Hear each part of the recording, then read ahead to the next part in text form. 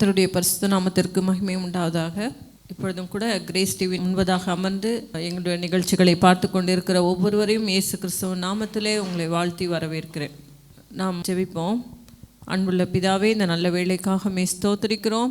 இதோ இந்த நேரத்திலும் கூட கர்த்தாவே, நீர் என்னை மறைத்து அப்பா பேசுகிற வார்த்தைகள் ஒவ்வொன்றும் கர்த்தாவே மக்களிடத்தில் அதை கிரியை செய்ய நீங்கள் உதவி செய்ய வேண்டுமாய் ஜெபிக்கிறோம்.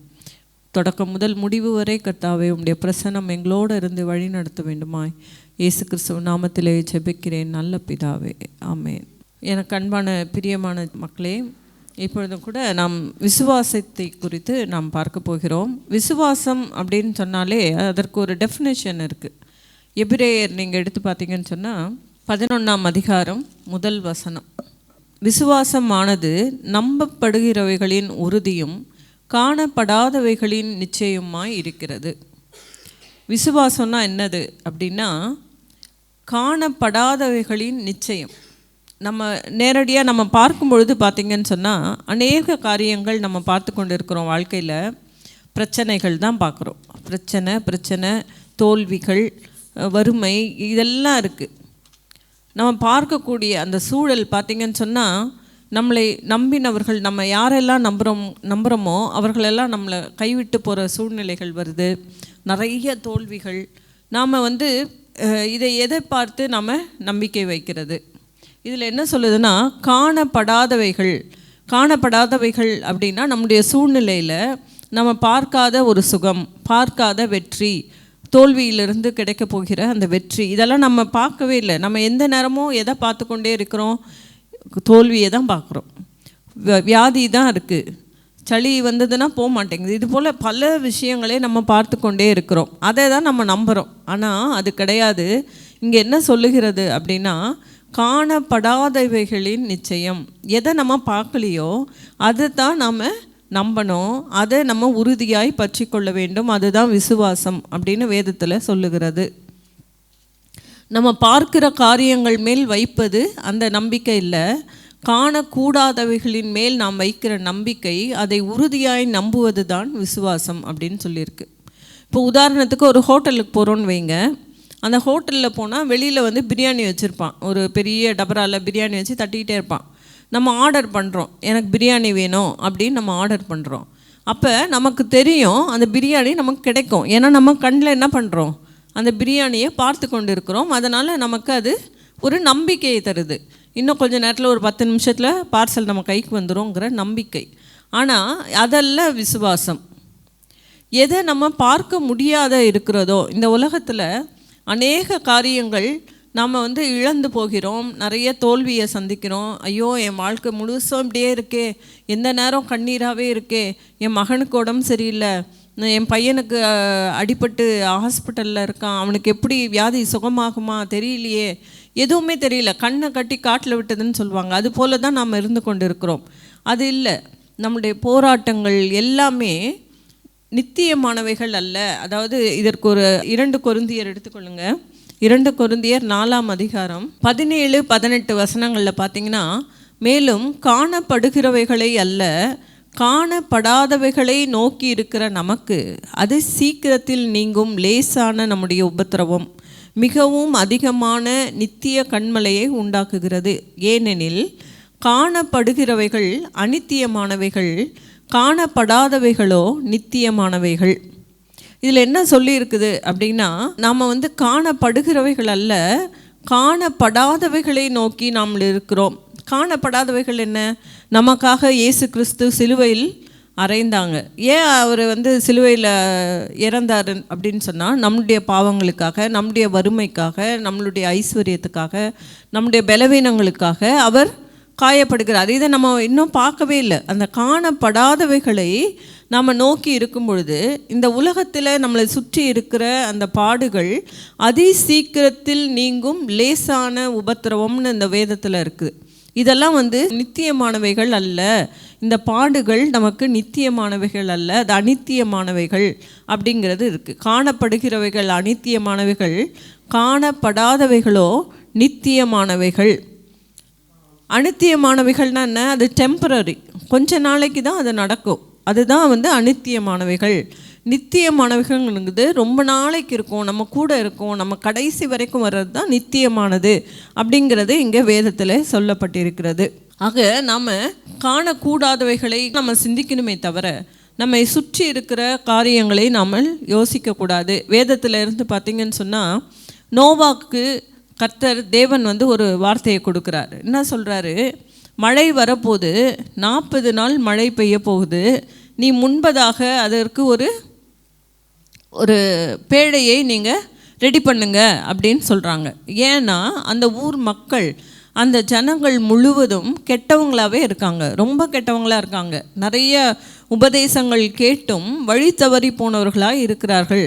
அப்போ நோவாக்கு தேவன் சொல்கிறாரு, மழை வரப்போகுது, நீங்கள் என்ன பண்ணுங்க, ஒரு பேழையை கட்டுங்கன்னு சொல்கிறாரு. மழையை அவர் பார்த்ததில்லை, வெள்ளத்தை பார்த்தது கிடையாது. இப்போ உதாரணத்துக்கு இப்போ சென்னையில் மழை வெள்ளம்னா நமக்கு தெரியும். என்ன பண்ணணும்னு முன்னாடியே கவர்மெண்ட் அனௌன்ஸ் பண்ணுவாங்க, இந்த இத்தனை நாளில் மழை பெய்ய போகுது, பெரிய மழை வரப்போகுது, ஃப்ளட்டு வரப்போகுது, எல்லாரும் கொஞ்சம் தாழ்வான பகுதியில் இருக்கிறவங்கெல்லாம் கொஞ்சம் ஜாக்கிரதையாக இருந்துக்கோங்க, மேடான இடத்துக்கு போங்கன்னு கவர்மெண்ட் அனௌன்ஸ் பண்ணோம். இதை நாங்கள் எக்ஸ்பீரியன்ஸ் பண்ணியிருக்கோம், அதாவது நாங்கள் அதை கடந்து வந்திருக்கிறோம். அதனால் எங்களுக்கு தெரியும், மழை வந்தால் இப்படி வரும், வெள்ளம் வரும், நம்ம ரெடி பண்ணிக்கணும்னு தெரியும். ஆனால் நோவா காலத்தில் நோவாக்கு அது தெரியாது. ஆனால் கடவுளுடைய வார்த்தையை அவர் நம்புகிறார், விசுவாசிக்கிறார். அவர் சொன்னால் அது ஆகும் அப்படிங்கிற அந்த நம்பிக்கையின் பேரில் அந்த பேழையை அவர் உருவாக்குகிறார். பாருங்கள், எல்லா ஜனங்களும் அவர் கிண்டல் பண்ணியிருப்பாங்க, என்னடா பண்ணிகிட்ருக்கிற பைத்தியக்காரனானின்னு கூட கேட்டிருப்பாங்க. இவர் சொல்லியிருப்பார் 40 நாள் மழை பெய்ய போகுதுன்னு, யாருமே நம்பியிருக்க மாட்டாங்க. ஆனால் நோவா அதை நம்புகிறார், தேவனுடைய வார்த்தையை நம்பினார். அந்த நம்பினதுனால என்ன ஆச்சு, அவருடைய குடும்பம் மட்டும்தான் அந்த வெள்ளத்திலிருந்து தப்பித்தது, மற்றவர்கள்லாம் அந்த வெள்ளத்தில் அழிந்து போனார்கள். அதனால் இந்த வார்த்தைகள் ஜீவனுள்ள வார்த்தைகள், தேவனுடைய வார்த்தைகள் பார்த்திங்கன்னா ஒருபோதும் அது குறைவானதில்லை. அது ரெண்டாவது, அது பொய்யே இல்லை அப்படின்ற வேதத்தில் இருக்குது. அவர் சொன்ன வார்த்தைகள் உண்மையுள்ள வார்த்தைகள், உயிருள்ள வார்த்தைகள் அப்படிங்கிறத நம்ம அறிந்திருக்கிறோம். அடுத்தது பார்த்திங்கன்னா ரோமரில் நீங்கள் எடுத்து பார்த்திங்கன்னா, ரோமர் 4ஆம் அதிகாரத்தில் இருக்குது, ஆபிரகாமை பற்றி அதில் சொல்லியிருக்கிறது. ஆபிரகாமுக்கு தேவன் வாக்குத்தத்தங்கள் கொடுக்கிறார். அதில் என்ன சொல்லியிருக்கு அப்படின்னா, அவர் ஆபிரகாமுக்கு குழந்தை இல்லை, 75 வயசில் தேவன் வாக்குத்தத்தம் கொடுக்கிறார். உன்னோட சந்ததியை நான் பெருக்குவேன், மணலத்தனை போல பெருக்குவேன், வானத்தின் நட்சத்திரங்களை போல பெருக்குவேன்னு சொல்கிறார். 75 வயசுக்கு அவர் வாக்குத்தத்தம் கொடுக்குறார். ஆனால் 100 வயது வரைக்கும் அவர் குழந்தை பிறக்கலை. 100 வயசில் தான் உங்களுக்கு குழந்தை பிறக்குது. பாருங்கள், இதில் 4ஆம் அதிகாரம் 18-19 பாருங்கள், உன் சந்ததி இவ்வளவாய் இருக்கும் என்று சொல்லப்பட்டபடியே தான் அநேக ஜாதிகளுக்கு தகப்பனாவதை நம்புகிறதற்கு ஏதும் இல்லாதிருந்தும் அதை நம்பிக்கையோடே விசுவாசித்தான்.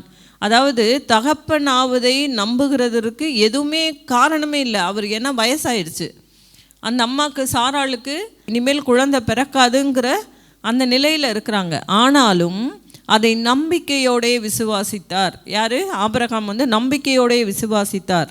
அது மட்டும் இல்லை, அவன் விசுவாசத்திலே பலவீனமாக இருக்கவில்லை அப்படின்னு இருக்குது. அவன் உடல் பலவீனமாக இருந்தது, ஆபிரகாமோட சரீரம் பலவீனமாக இருந்தது, சாராளோட சரீரம் பலவீனமாக இருந்தது. ஏன்னா வயதானதுனாலே அந்த ஒரு பலவீனம்.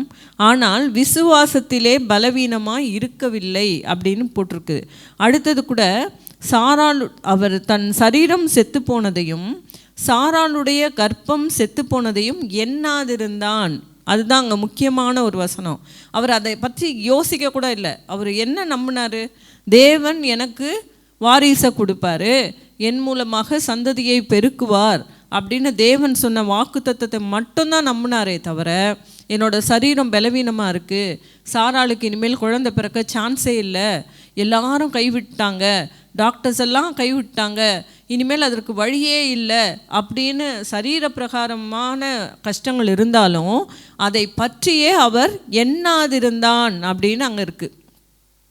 தேவனுடைய வாக்குத்தத்தை குறித்து அவன் அவிசுவாசமாய் சந்தேகப்படாமல் தேவன் வாக்குத்தத்தம் பண்ணிதை நிறைவேற்ற வல்லவராய் இருக்கிறார் என்று முழு நிச்சயமாய் நம்பி தேவனை மகிமைப்படுத்தி விசுவாசத்தில் வல்லவனாவனான். ஆனால் இன்றைக்கி பார்த்திங்கன்னா நமக்கு அநேகருக்கு வந்து விசுவாசமே இல்லை. நம்ம வந்து ஒரே விஷயத்துக்காக திரும்ப திரும்ப திரும்ப ஜெபிக்கிறோம். எனக்கு காசு இல்லை, எனக்கு கடன் ஆயிடுச்சு, எனக்கு அதை கொடுங்க, இதை கொடுங்க, எனக்கு வந்து உடம்புக்கு முடியல, எனக்கு சுகம் கொடுங்க. ஒரு தடவை நம்ம சுகத்தை கேட்டு ஜெபம் பண்ணிட்டோன்னா திரும்பவும் அதற்கு நன்றி சொல்லிட்டு தான் இருக்கணும். ஏன்னா அது கிடைக்கும். நான் சுகத்தை நான் பார்க்கல, ஆனால் அது கிடைக்கும் என்ற அந்த நம்பிக்கை நமக்குள்ளே இருக்கணும். அதுதான் இங்கே ஆபிரகாமுக்குள்ளே இருந்தது. ஆபிரகாம் கூட சரீரம் செத்து போயிருந்தது, ஆனால் அவன் அதை பற்றியே யோசிக்கலை. அதே மாதிரி தான் ஆபிரகாமுக்கு தேவன் சொல்கிறாரு, நீ நான் காட்டும் தேசத்துக்கு நீ போ அப்படின்னு சொல்கிறாரு. நீ வந்து இங்கேருந்து கிளம்பி போயிடு அப்படின்னு. எந்த ஊருக்கு போனோன்னு தெரியாது, எப்படி போனோன்னு தெரியாது, அங்கே போய் நம்ம எப்படி பிழைக்க போகிறோன்னு தெரியாது, அங்கே வீடு கிடையாது, வெறும் டென்ட்டில் தான் தங்க போகிறாங்க. ஆனாலும் கர்த்தர் என்னை வழி நடத்துவாருங்கிற தைரியத்தில் அவர் அந்த இடத்தை விட்டு கடந்து போகிறத நம்ம பார்க்குறோம். பார்த்திங்கன்னா லோத்து நல்ல செழிப்பான இடத்துக்கு போகிறாரு, ஆனால் ஆபிரகாம் வந்து செழிப்பு குறைவான இடத்துக்கு போகிறாரு. ஆனாலும் அவருக்கு குறைவே இல்லை. அவர் ரொம்ப வசதியான ஒரு மகனாக, ஒரு பெரிய ஒரு ஆடு மாடுகள்லாம் நிறைந்த ஒரு பெரிய ஆளாக தான் வந்து ஆபிரகாம் அந்த இடத்துல இருந்தார். ஐஸ்வர்யவானாய் அவர் இருந்தார் என்பதை வேதத்திலிருந்து நாம் பார்க்குறோம். அது மட்டும் இல்லை பாருங்கள், மார்க்கு லூக்கா இந்த 2 புத்தகத்துலேயும் கூட யவீருவின் மகளை பற்றி சொல்லியிருக்கிறது. அவரோட விசுவாசத்தை குறித்து சொல்லியிருக்கிறது. யவீரு வந்து ஒரு ஜெப ஆலய தலைவன். அவருக்கு நிறைய வசதிகள்லாம் உண்டு. அவர் என்ன பண்ணுறாரு, அவருடைய மகளுக்கு ரொம்ப சீரியஸாக இருக்காங்க, ரொம்ப உடம்புக்கு முடியல, ரொம்ப கஷ்டமான ஒரு சூழ்நிலை, அவ்வளோதான், மரண அவஸ்தையில் இருக்கிறா. அவர் அதை தான் சொல்கிறார். இயேசு கிறிஸ்துக்கிட்ட போய் அவர் சொல்கிறாரு, என் மகள் மரண அவஸ்தையில் இருக்கிறாள். ஐசியூவில் இருக்க மாதிரி தான் இல்லையா, டாக்டர் கூட இல்லை, வீட்டில் போட்டு வச்சுருக்காங்க, ஹாஸ்பிட்டலில் இல்லை, அவள் வீட்டில் அவ்வளோதான், முடிஞ்சிச்சு, அவள் கதை முடிஞ்சுதுன்னு சொல்லிட்டு அவளை வீட்டில் போட்டு வச்சுருக்காங்க. ஆனால் இவர் போகிறாரு. இவர் போய் என்ன சொல்கிறாரு, நீங்கள் வந்து தொட்டால் என் மகள் பிழைப்பாள் அப்படின்னு சொல்கிறாரு. பிழைப்பாள், அந்த நம்பிக்கை. அவர் வந்து இயேசு கிறிஸ்து வந்து அதுக்கு முன்னாடி ஒரு பேய் பிடித்தவனை வந்து அந்த பேயை விரட்டுறாரு. இதையெல்லாம் கேள்விப்பட்ட ஜனங்கள் அவரை வந்து ரொம்ப நெருக்கிறாங்க. அநேக ஜனங்கள் கூடிட்டாங்க அவரை. இயேசு கிறிஸ்து வந்துட்டார் அப்படின்னு சொன்னோன்னே அநேக ஜனங்கள் அவரை வந்து போகவே விட மாட்டேங்கிறாங்க, நெருக்கினார்கள் அப்படின்னு இருக்குது. இப்போ இந்த இதில் நம்ம சொல்லணும்னா ஒரு டிராஃபிக் ஜாம் மாதிரி, அவரால் போகவே முடியல. நாங்கள் இங்கேருந்து செங்கல்பட்டுலேருந்து சென்னைக்கு போனோன்னு வைங்களேன், ஒரு சில நேரம் 1.5 மணி நேரம் ஆகிடும் அந்த டிராஃபிக்கை நாங்கள் கடந்து போகுவதற்கு. அதே போல் தான் அந்த காலத்தில் வண்டி வாகனங்கள் கிடையாது, கார் கிடையாது. ஒருவேளை வந்து வாகனம்லாம் இருந்ததுன்னா ஏசாமியை வந்து ஃப்ளைட்டில் கூட கூப்பிட்டு போயிருந்திருப்பார் யவீரு. ஆனால் அதுக்கெல்லாம் அங்கே வழியே இல்லை, ஜனங்கள் அவரை அப்படியே பிடிச்சி வச்சுருக்காங்க. ஆனாலும் யவீரு வாயை திறக்கவே இல்லை பாருங்கள். போய் சொல்கிறாரு, ஏசப்பா நீங்கள் வாங்க, என் பொண்ணை வந்து தொடுங்க, நீங்கள் தொட்டிங்கன்னா சுகம் கிடைக்கும்னு சொன்ன அந்த ஒரு வார்த்தை மட்டும்தான் சொன்னார். அதன் பிறகு அவர் பேசவே இல்லை. இடையில பாருங்கள், அந்த 12 வருடம் பெரும்பாடுள்ள ஸ்திரீ வராங்க. இடையில அந்த கான்வர்சேஷன்லாம் நடக்குது. என்னை யார் தொட்டதுன்னு கேட்குறாரு.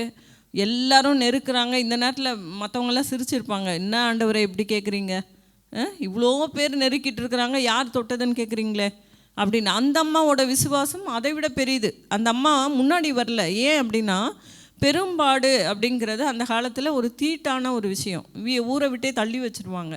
ஆனால் இந்த அம்மா 12 வருடமாக இந்த அசிங்கத்தையும் அவமானத்தையும் பட்டுட்ருக்காங்க. எவ்வளோ வைத்தியம் பார்க்குறாங்க, ஆனால் அது சரியாகலை அப்படின்னு வேதத்தில் இருக்குது. அநேக வைத்தியங்களை அந்த அம்மா பார்த்தும் அந்த வைத்தியத்தில் அவர்களுக்கு குணமாகவில்லை.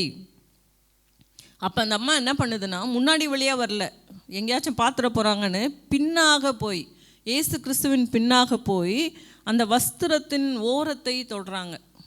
இவரோட வஸ்திரத்தை தொட்டாலே எனக்கு சுகம் கிடைக்கும்னு அந்த அம்மாவுக்கு நம்பிக்கை. ஆனால் யவீருக்கு எப்படி நம்பிக்கை, ஒரு வார்த்தை சொல்லுங்கள் ஏசப்பான்னா அந்த பொண்ணு அப்போயும் எந்திரிச்சு உட்காந்துருக்கும். ஆனால் அவர் அதை சொல்லலை, என் வீட்டுக்கு வாங்க, என் பொண்ணை தொடுங்கன்றாரு. சரி, ஓகே, இவ்வளவோ நடக்குது. ஆனால் யவீரு வாயை திறக்கல. ஐயோ, அங்கே குழந்தை என்ன ஆச்சுன்னு தெரியலையே, நம்மளாக இருந்தால் என்ன பண்ணியிருப்போம், இப்போ வரீங்களா இல்லையான்னு கையை பிடிச்சி தரன்னு இழுத்துட்டு போயிருப்போம்ல. ஆனால் அவர் அப்படி செய்யலை. யவீரு ரொம்ப அமைதலாகவே இருக்கார். இவர் வேற பெரும்பாடுள்ள ஸ்திரீக்கிட்ட ஏசாமி பேசிகிட்டு இருக்காரு, என்னை யார் தொட்டது, என்கிட்ட இருந்து வல்லமை போச்சு, நீ சுகமாயிட்ட அதெல்லாம் பேசுகிறாரு. இவருக்கு எப்படி இருக்கும் பாருங்கள். இதே நம்மளாக இருந்தால் கோவம் தான் வரும். ஐயோ என்ன ஆச்சுன்னு தெரியலையே, அழுவோம்ல, என் பொண்ணுக்கு இப்படி ஆயிடுச்சு, இவர் இங்கே பேசிக்கிட்டு இருக்காருன்னு கோவம் வரும். ஆனால் அதெல்லாம் பண்ணல. அங்கே யவீரு பேசுனதாக ஒன்றுமே இல்லை.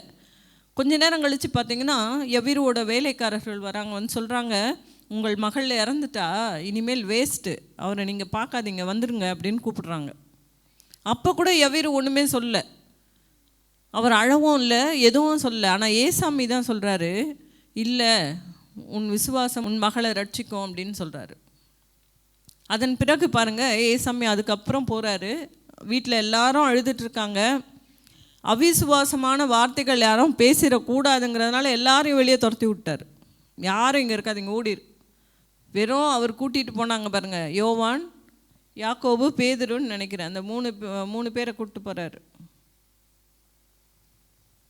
அவர்களையும் அந்த அம்மா அப்பாவை மட்டும் வச்சு தான் அவர் சிறு பெண்ணே எழுந்துருன்னு சொல்கிறாரு. அந்த இடத்துல உடனே சுகம் கிடைக்குது. அதில் அந்த விசுவாசம், சுகத்தை வந்து அவன் பார்க்கல, வியாதியை தான் யவீரு பார்க்குறாரு. அந்த சூழ்நிலை எப்படி இருக்குது, மரணம், வியாதி, இதை தான் பார்க்குறாரு.